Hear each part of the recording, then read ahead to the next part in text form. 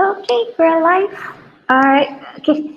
Thank you guys for staying on. So this will be our last keynote session before we break for lunch. So today I have Manu from Youthtopia. He is the founder and CEO of Youthtopia. He has more than 25 years of experience in education and the technology space. And he is looking to change the face of education by introducing personalized learning experience for students to leverage on the individual strengths. So today, Manu will be talking with us about the future of classrooms. All right, thanks, Serene. I guess y'all can see my screen, right? So yeah, hi, good morning, everyone. My name is Manu, as what Serene mentioned, and I am the co-founder and CEO of Youthtopia. So before I get into the future of classroom, I think everyone's talking about the future of classroom. They're talking about technology changing the way classrooms are going to be run. And I think the COVID pandemic has also helped improve or accelerate the whole process of adoption of technology in classrooms as well.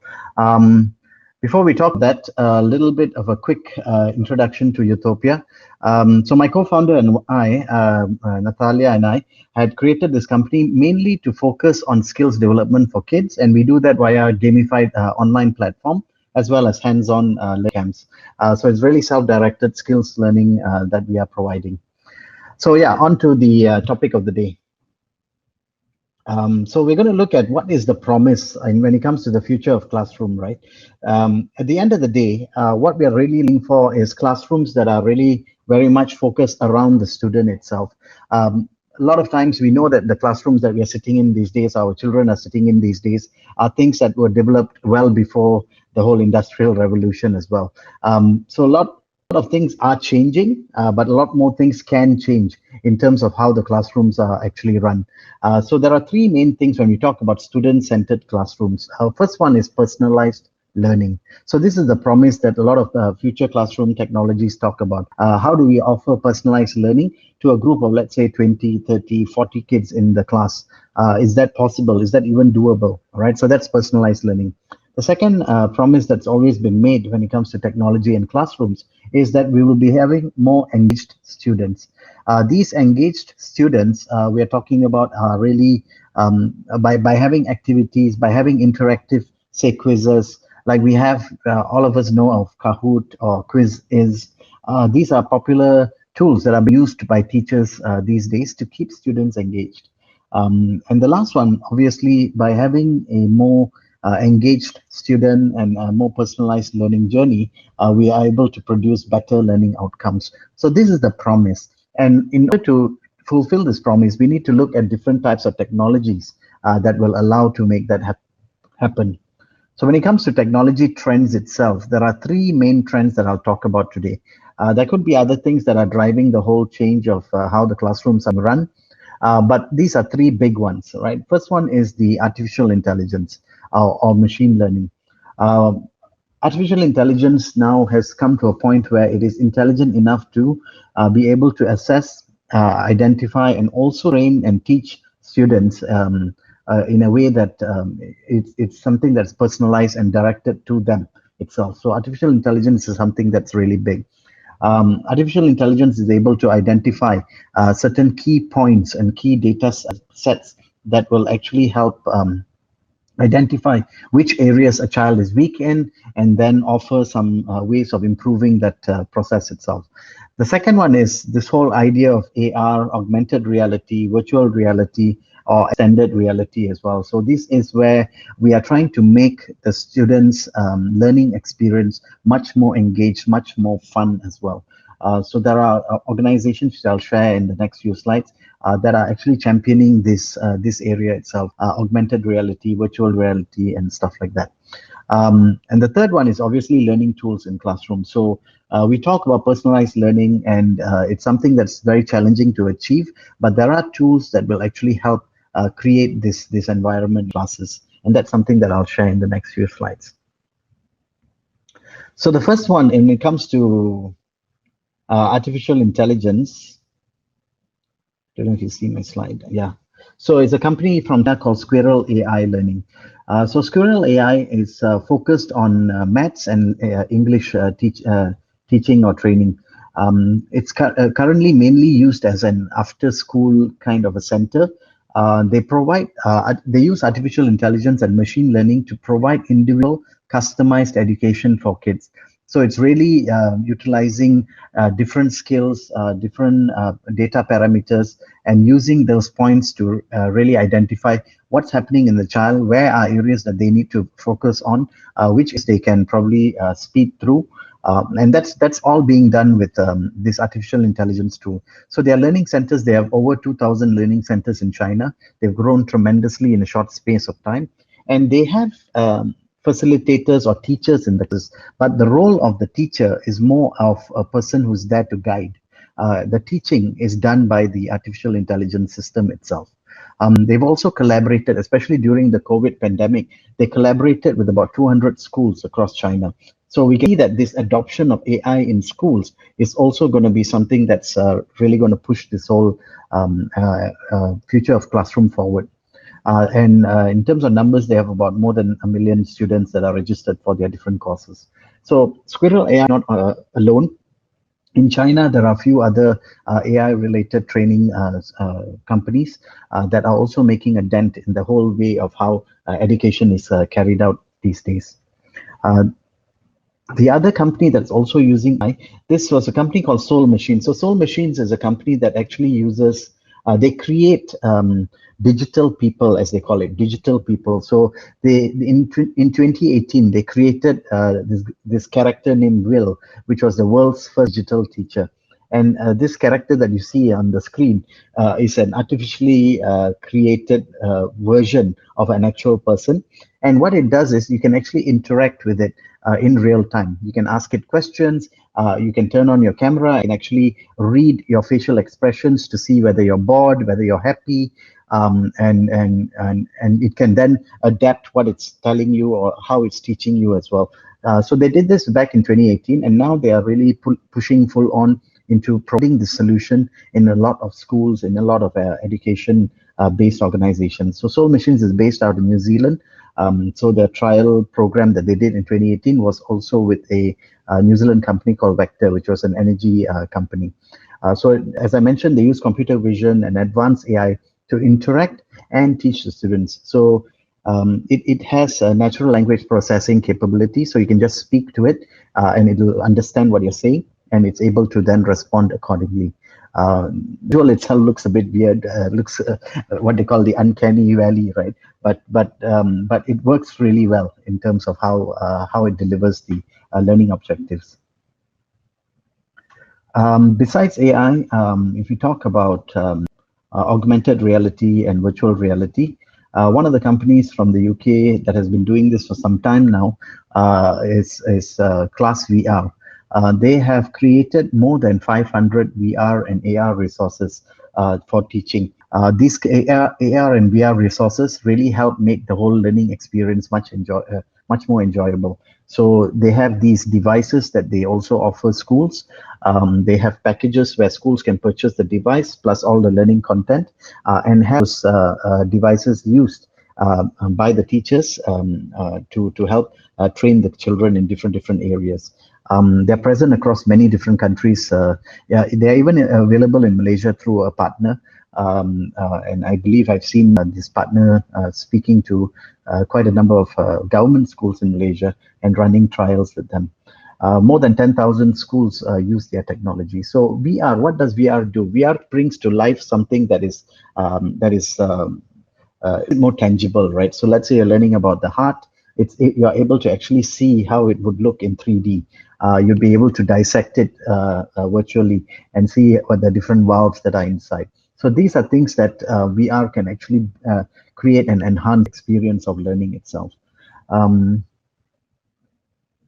The next one is more of digital tools. I think some teachers in Malaysia use this as well. There's a tool called Seesaw.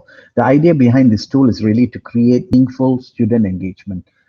It's used by more than 10 million students, teachers and parents, especially in the US.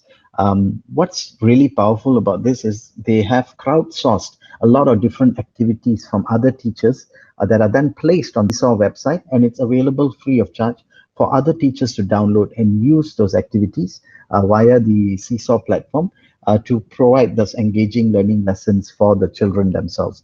So at the end of the day, no matter what age group the child is in, engagement during the whole class is one of the key factors that will determine whether a child succeeds, whether a child fails, whether a child likes the whole learning experience or not.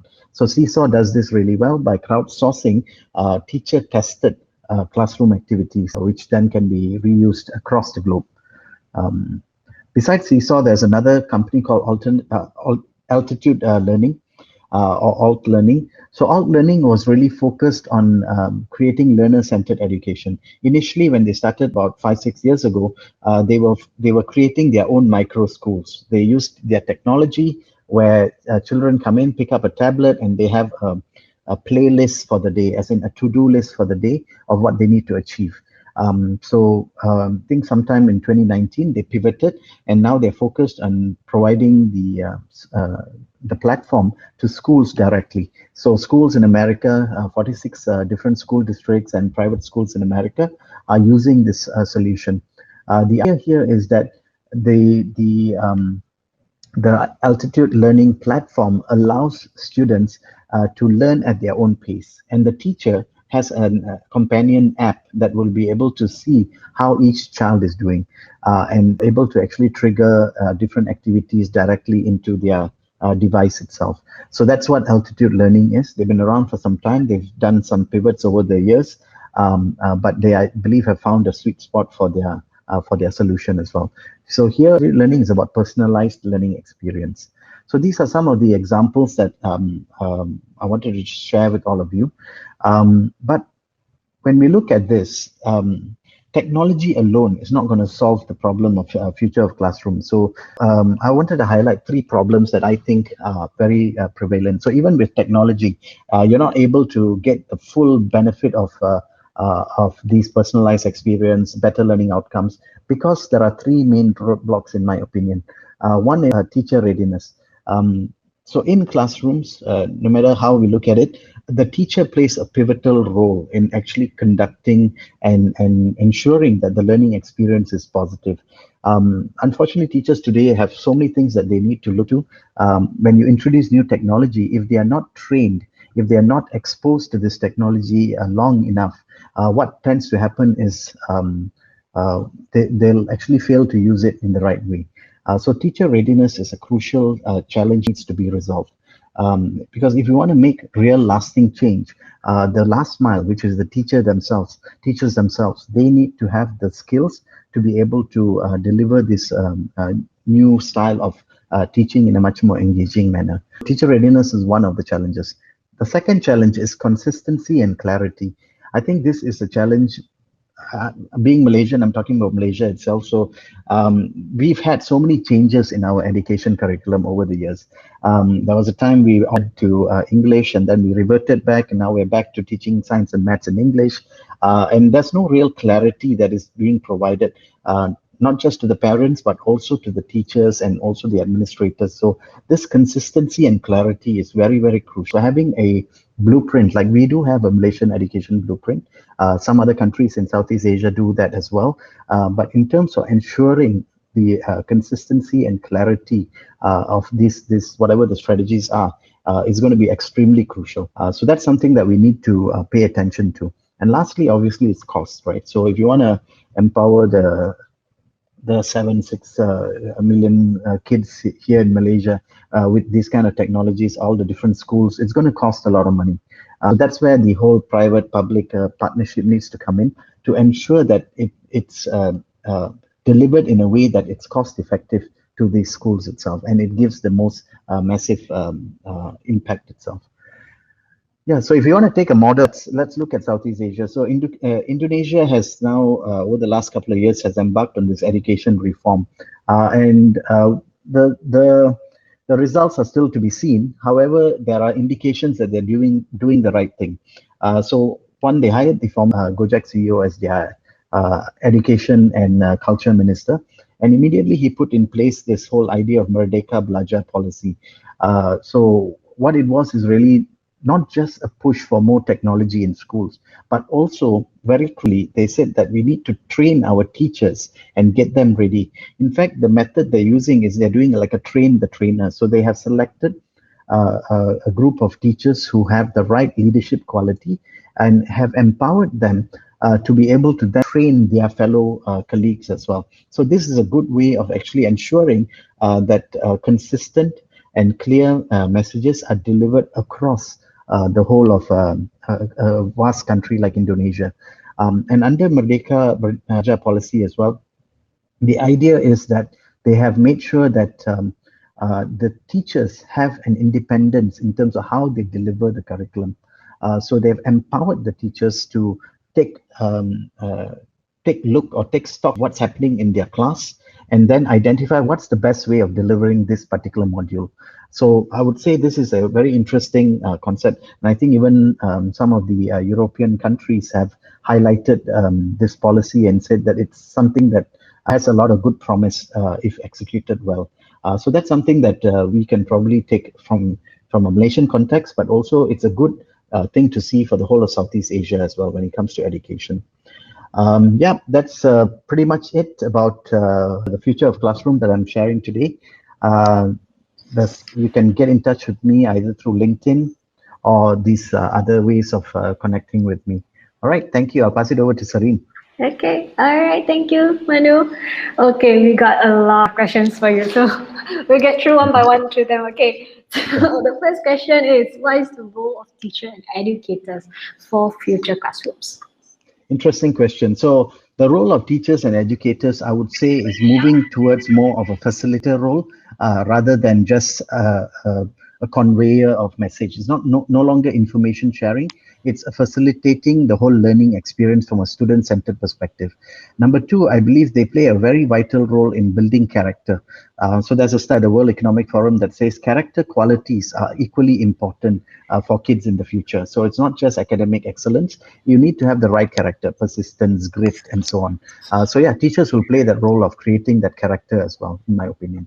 Yeah, I believe it's important for us as well, because here in Forward School, yeah, we meet a lot of students of different backgrounds, different characters, and having a good facilitator actually helps them build their character as well. Yeah. Okay, moving on, how do teachers/educator can catch up, equip themselves for this? I think two ways. The way I look at it is two things, two ways. One is obviously something that is mandated by, let's say, government or the body itself, right? The MOE, for example, where education and training and all that is provided. However, on the other side, these days there's enough tools and information that's available online that if a teacher is passionate about teaching, they can actually go online and pick up new skills, new ideas. Like I mentioned about Seesaw, right? The learning materials are free. Anyone can pick it up, anyone can pick it up, download it, adapt it for the Malaysian market or the Southeast Asian market, and then offer that learning to the child itself. So I would say, yeah, if you want to wait for, let's say, the government or the policymaker to do something, you can. But on the other hand, if you're really passionate, it's about taking the initiative to get the information online. Yeah. I think everyone here agrees with that. Like, if you want to upskill yourself, you gotta do it on your own. You cannot wait for things to actually drop onto your plate to get it done. That's right. Yeah. That's right. Okay, so moving on. How Utopia open to work together with new startup like new technologies in Internet of Things? If the question is about are we open to working together with other bodies, yes, definitely we are looking for ways of collaborating and offering better solutions for our students, our users. I don't know how IoT will be a part, but yeah, definitely something that we can discuss. Yeah. Okay, and then moving on, do you believe the Ministry of Education should take a more rigorous step to implement AI in education for primary and secondary students? I think before doing that, I think the ministry really needs to take a few steps back and break it down and come up with, okay, what are the, where are we today? I mean, it's a real honest assessment of where are we today. And that needs to cover everything from the infrastructure that we have, the tools and technology that we use, the teachers themselves, and so on, right? I think after doing that audit, then maybe looking at implementing artificial intelligence and all makes sense. But if you don't first do an assessment, then it's going to be like what we've been doing all the while. Like, we change to English, we change to Malay, we do this and that. So I think it's important to really take a more strategic and long-term approach in terms of how we're going to do this. AI will have, like in my kids go to government school, they have nearly 30, 40 people in a class. Artificial intelligence will definitely help make that whole learning experience better, because one teacher to manage 40 kids is not going to be easy, right? So AI can definitely support in that way. Yeah. So not to say, I guess like it helps manage your classroom itself as well. Yeah, of course. Yeah. Of course. Okay, moving on. What skill sets, such as IT skills, that you think is crucial for the teacher or educator for future classrooms? Yeah, I think IT skills, right? I think these days the tools are becoming easier and easier to use. Like if you know Quiz or even Kahoot, they've made the whole way of creating content much easier. So I think it's just, for me, I still feel it's a personal thing where it's an openness to learning, right? So if there's enough information on YouTube, I'm sure there are courses on Forward School or any of these other places where they actually allow you to open up your understanding. But in terms of actual skills that they will need is, I believe they would need to have an understanding of creating interactive experiences and actually finding new ways of teaching the same old boring subjects. Yeah, I think that's a very fair point, I would say, because you want to not be so monotonous, I would say, Yeah. when it comes to learning and teaching as well. That you keep the class interesting, you keep your students engaged, so that people are more interested to come back to actually learn more from you as well. That's right. Yeah. That's right. Okay, so yes, Raymond actually asked, are you looking to fundraise? So is Raymond looking to support Utopia? Thank you, Raymond. Definitely something we can definitely discuss. I think we are still early in our growth phase, but definitely something that we are looking to fundraise. We are mainly talking to angel investors and stuff, but we are looking to fundraise for sure. Yeah, I think yeah, you guys can connect later on if you're looking for VCs. I'm sure that Kajara is looking to Awesome, support your cause. Yeah. Awesome. Okay. All right. Okay. So this is the end of our session. So we'll be back later at 2 for a panel discussion. I'll be having all the speakers from the keynotes to join us back at 2 o'clock for more interesting topics that we can actually talk about. So thank you very much, Thanks, Manu, Irene. Thank you. to talk about the future of classrooms. All right. Thank you. I'll see you back at 2. Cheers. Bye. Bye.